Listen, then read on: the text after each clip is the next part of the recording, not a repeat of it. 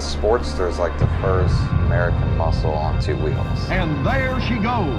Harley-Davidson's racing team perfected the bike. The fastest man has ever gone on two wheels. Slide you to the back of the seat. Harley-Davidson acceleration.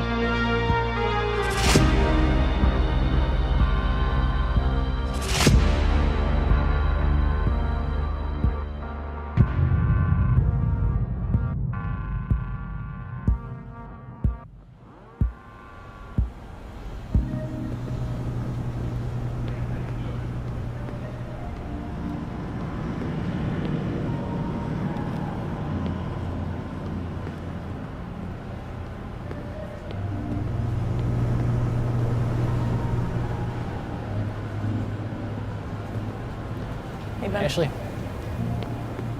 Thinking about what I'm going to say. Serious business. Nightster. Go through some of the design process. Tough decisions. I know we went back and forth on this guy a few times. Yeah, I think it's, about the experience when riding this bike. Don't screw up your lines. Yeah, try not to.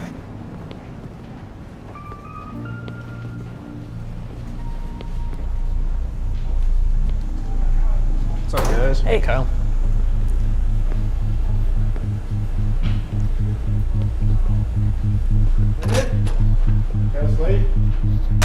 let's do it.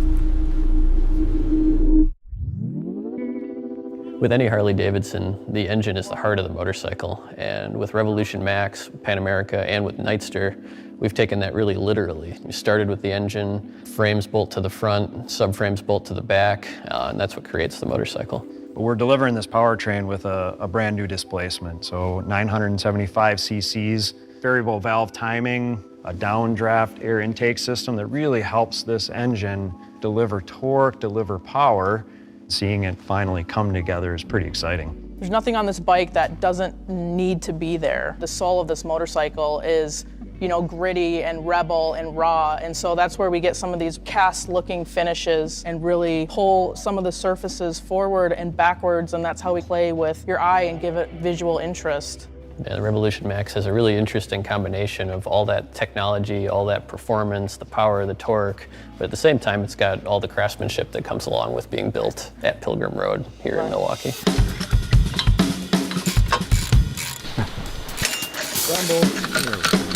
The weight of the new Nightster is 485 pounds. That's nearly an 80-pound reduction over Sportsters of today. Pull it up off the kickstand, you'll feel how light this is, and as you ride down the road, the handling that comes with it, those two come together and they really make for a rocket ship of a motorcycle once you throw your leg over this. And one of the biggest challenges with Nightster was trying to cram this beast of an engine and fitting that into something that's recognizably Sportster, that has that iconic silhouette that millions of people around the world are familiar with and know and love.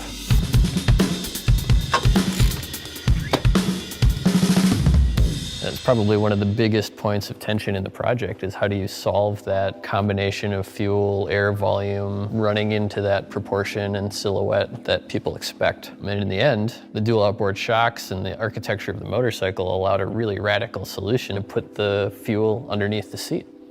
And that frees up the area that would traditionally be the fuel tank up here to become only airbox, and it allowed us to get this into the size of the old Sportster fuel tank. There are other benefits that we get from that too. When we move the fuel tank underneath the seat here, the center of gravity of the bike stays low, which actually helps to make this bike feel even lighter and more maneuverable. We've increased the lean angle by 3 to 5 degrees on each side of the bike compared to Sportsters of today. We have 3 ride modes: rain, road, and sport. Especially riding this bike in sport mode. This bike is fast. You can run it all the way out to over 9,000 RPM, and it just keeps pulling and pulling and pulling the whole way. Almost feels like you have 2 different types of engine, right? Like if you're used to riding Harley-Davidsons, like the low end up to 5,000–6,000 RPM might feel a little bit familiar to you, but on top of that, you've got this whole other rev range and this whole other character that really brings the horsepower, brings the speed and the exhilaration to this bike.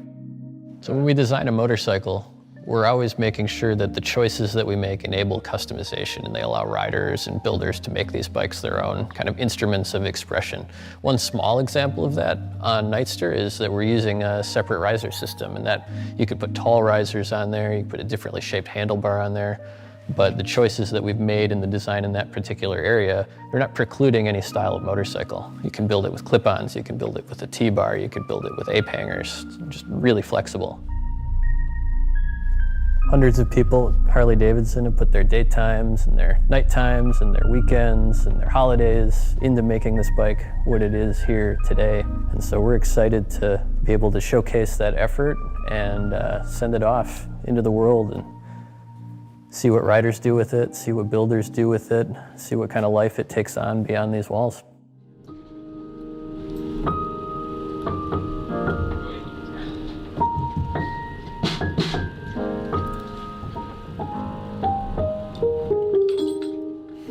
All right. Alwyn, we good? All right. Yeah. First take.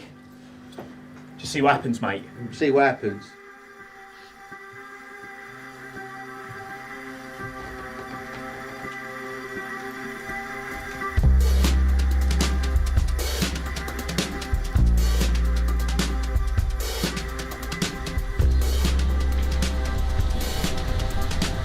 I don't think anybody buys a Harley-Davidson just because it's a motorcycle. I think it's because Harley-Davidson is an emotion.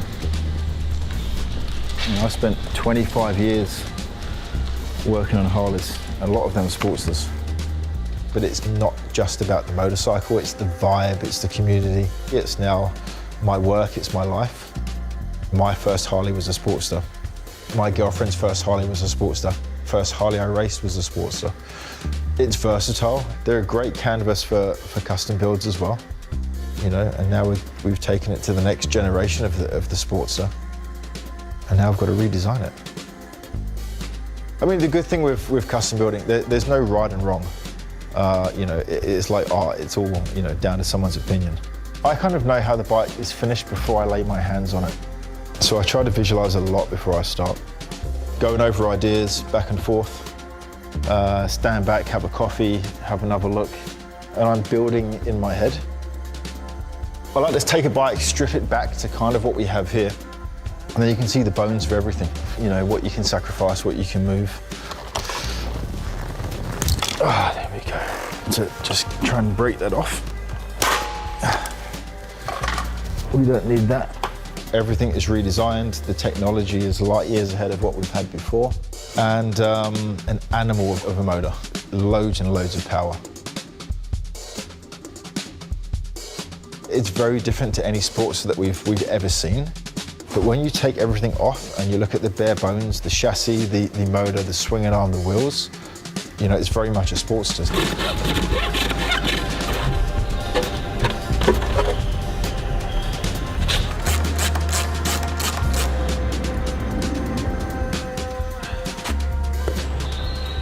You know, a simple design is sometimes the best design. It's an awesome looking machine, and that's kind of what the Sportster has been for many, many decades. If it's not broken, don't change it.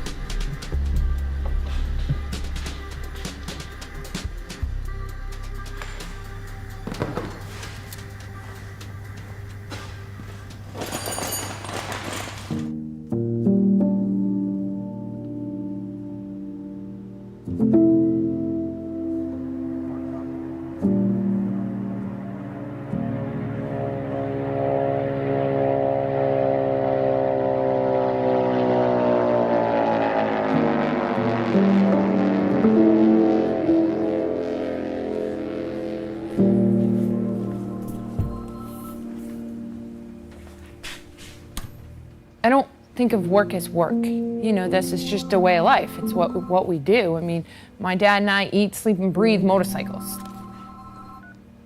Good afternoon, Perowitz.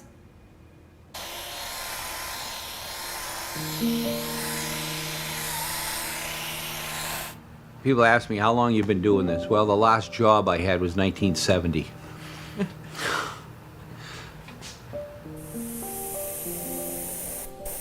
Yeah, we definitely like to be noticed. We like to stick out. but it's a nice bright color, and everyone will say, oh, which one's Jody Perowitz's bike? Oh, the teal one. Oh, I saw that one. I hope that when I'm to my dad's age, I still love what I do. Because he's still after doing it for 50 years. He's still here every day. I can tell the consistency of this paint, how long it takes before the stream turns to a drip.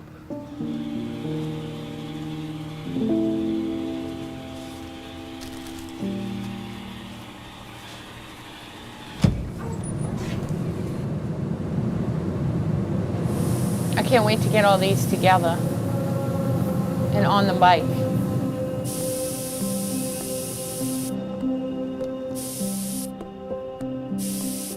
People say that this is magic. It can transform something into artwork.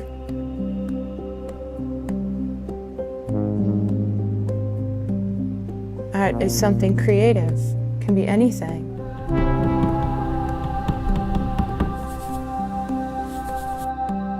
The closer it's getting.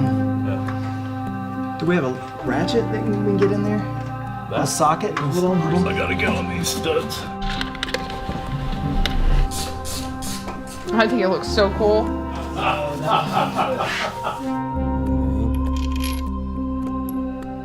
Another O-ring, and then the spacer.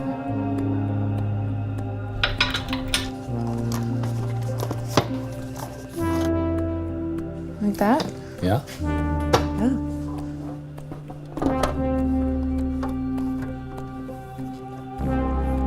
It should be out. No.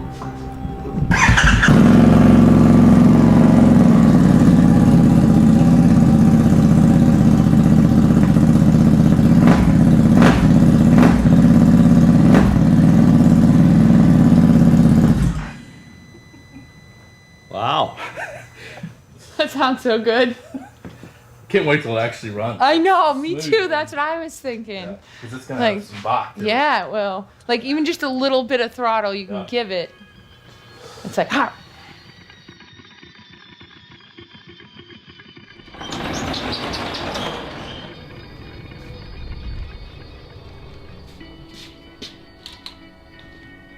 What intrigues me is problem solving. I think of it as like a creative engineer. And thinking like, oh, that can't be done, and then figuring out a way and making it happen. You know, typically when I start a build, I will literally spend more time staring at it than probably the time I spend executing it. There's a lot of different equations that need to work out in order to move forward with an idea. What I do, I think, take pride in is being able to build something that I know can handle on the track. Whenever I think of a hooligan bike, I think of like an older sporty somebody picked up pretty cheap, found in someone's garage or dug it out of grandpa's barn or something. A few modifications to it and then get out there and run it on the track, you know? That's sort of the whole concept with this. After staring at this new platform for a while, it just kind of lent itself to moving in that direction. I just think it's got more classic lines. It's more traditional Sportster. So that's kind of where we're heading with this deal here. All right, so check this out. This is going to be the yellow, which is going to be our secondary, but pretty much our primary color. And this will be black. Dude, even if we just, right, that's gonna work. Yeah. That's gonna work. I think if you ask any custom builder out there, if there's one particular thing on a fully custom build, what really sets a lot of these builds apart, I think a real true custom exhaust does a lot.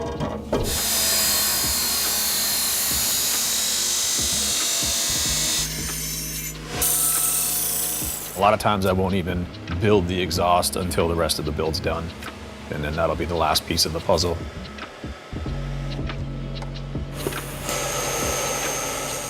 If the lines didn't quite line up the way I wanted it to in this exhaust, I'd probably be rebuilding it. Yeah, making a new one. But lines, yeah. I don't like to build things that I know aren't gonna last.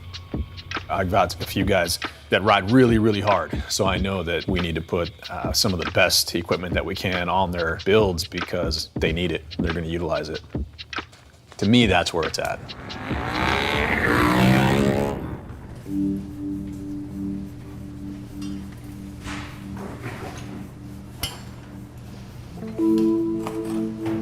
Na, komm ran. Komm ran, ja voll. Gut.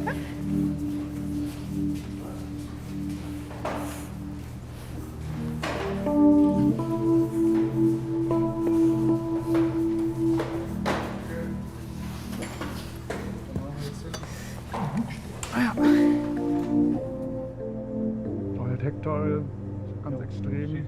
Ja. Ja, und also ich finde hier dieser Bereich, der ist schon ist jetzt deutlich 1. besser. Ja. Jetzt ist das 1. Trotzdem glaube ich Fahrer,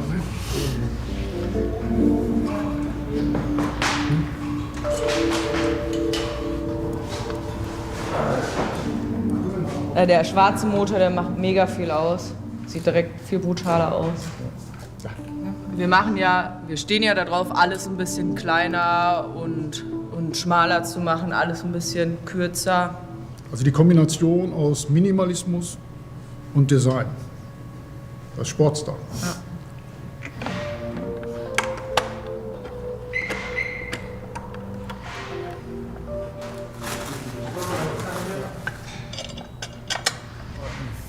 Ich glaube, das ist tatsächlich auch so. Perfekt. Jetzt sieht man vollständig. Das ist komplett, ja. Ja. Das ist ganz cool, auch vor allem für die Leute, die sich Gedanken über die Sportster, die Nightster gemacht haben. Wir haben das jetzt gemacht, dass wir was Frisches daraus gemacht haben und die freuen sich bestimmt auch, dass wir jetzt nichts Neues machen wollten. Also nicht die Linie verändern wollten, weil dann ist ja deren Konzept zunichte gemacht. Ja. Das Feintuning. Ja. Also eigentlich war es genau richtig. Ja. Und es ist halt auch eine Kunst, weil du musst ja dieses moderne Paket auch wieder, dem musst du ja auch eine klassische Linie geben. Ja. Und jetzt ist alles schön flach. Hat auch echt eine gute Position, also auch wenn man weiter vorne sitzt als gedacht, aber das hat halt direkt diesen sportlichen Charakter, ne? Ja.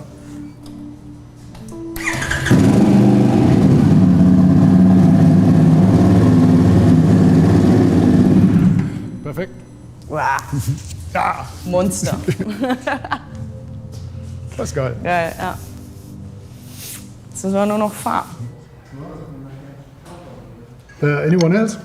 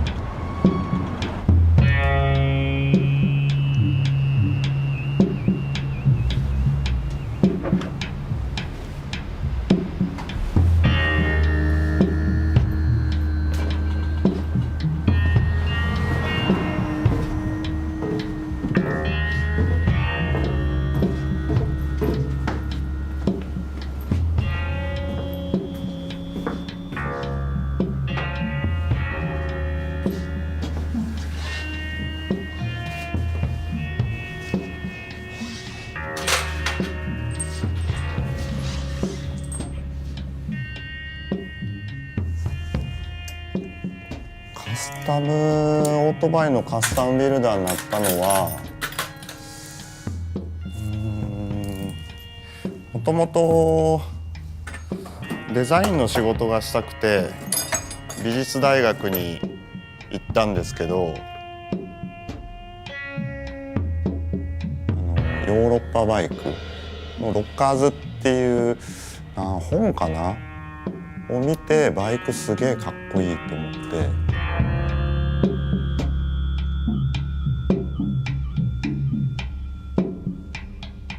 それがあんまり肌に合わなくて、面白くなかったんで、その時にずっとバイクに乗ってて、オートバイをカスタムするっていう仕事を知って、それでビルダーになりたい、カスタムバイクを作る仕事をしたいと思ってこの仕事をやっています。カスタムするバイクで一番うちっていうか僕が大切にしてるのはもう全体のバランス。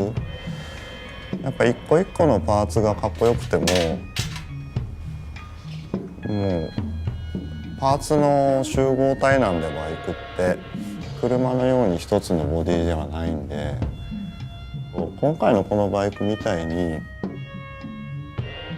アルミを叩いて作ってるんですよね。でそうなると一人一人同じものを作るっていうよりか個性みたいな、何でもそうだけど、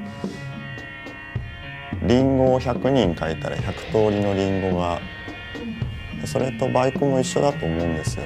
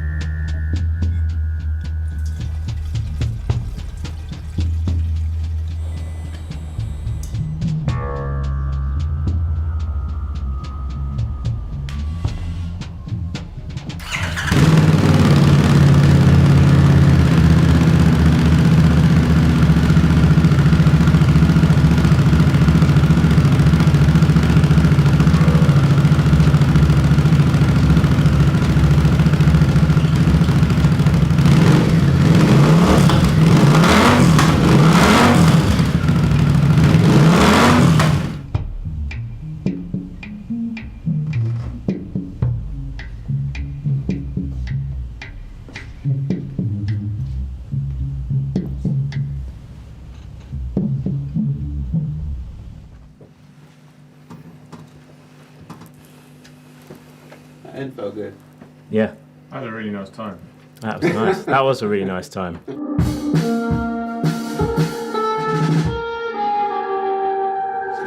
So it's 2 chuggy build, 2 chuggy melody, 2 chuggy power melody, and then you're off to wherever you want to go.